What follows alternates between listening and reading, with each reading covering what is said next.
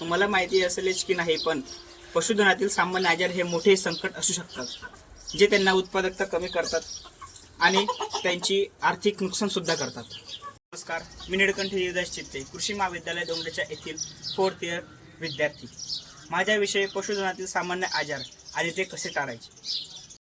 चला मग त्यावर सविस्तर चर्चा करूया. काही सामान्य आजार आणि त्यांच्या टाळण्याचा उपाय. पहिला, पोटातील लहान जंतूच्या संक्रमण म्हणजेच स्टमक बॅक्टेरिया. लक्षणे: पोटदुखी, हंगामा करणे आणि उलटी होणे. त्याला टाळण्याचे उपाय: योग्य आहार देणे, पाणी स्वच्छ ठेवणे, तसेच नियमितपणे तपासणी करणे आणि सर्वाधिक म्हणजे वर्धन क्षेत्रातील स्वच्छता राखणे. त्यानंतर दुसरं असं आहे की गोडवाडाचा ताप म्हणजेच फूड अँड स्टमक डिसीज किंवा आपण म्हणतो त्याला फूड अँड माउथ डिसीज. त्यावर लक्षणे: तोंडात फोड येणे, पायांना फोड येणे, त्यानंतर तोंडातने वारंवार लाळ करणे. त्यासाठी टाळण्याचे उपाय: स्वच्छता राखणे, संक्रमित लस देणे, त्यानंतर आणि संक्रमित प्राण्यांना त्या टोळीपासून वेगळं करणे. तिसरा, मूत्रपिंडाचे संसर्ग म्हणजेच युरिनरी ट्रॅक इन्फेक्शन.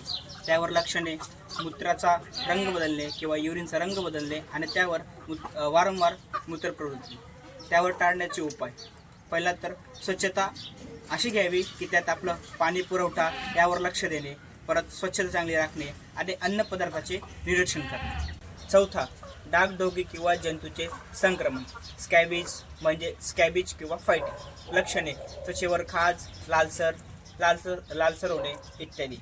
त्यावर टाळण्याचे उपाय: शेड आणि इतर ठेवणी स्थान स्वच्छ करणे, नियमितपणे डाग किंवा जंतू नष्ट करण्याची औषधे वापरणे. पाचवा, आहार आणि पाणी व्यवस्थापन. योग्य आहार आणि ताज्या पाण्याचे महत्त्व अत्यंत आहे. प्रत्येक प्रकारच्या पशुधनाची पोषण गरजांची काळजी घेतल्यास त्यांना त्यांची प्रतिकारशक्ती वाढवतो.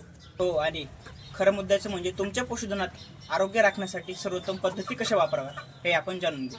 पहिलं, नियमितपणे पशु वैद्यकीय तपासणी करणे, योग्य आणि स्वच्छ आहार देणे, त्यानंतर पशुधनाच्या निवासस्थानी स्वच्छता ठेवणे आणि त्यानंतर शेवटचा पर्याय म्हणजे लस आणि औषधांचा नियमित वापर.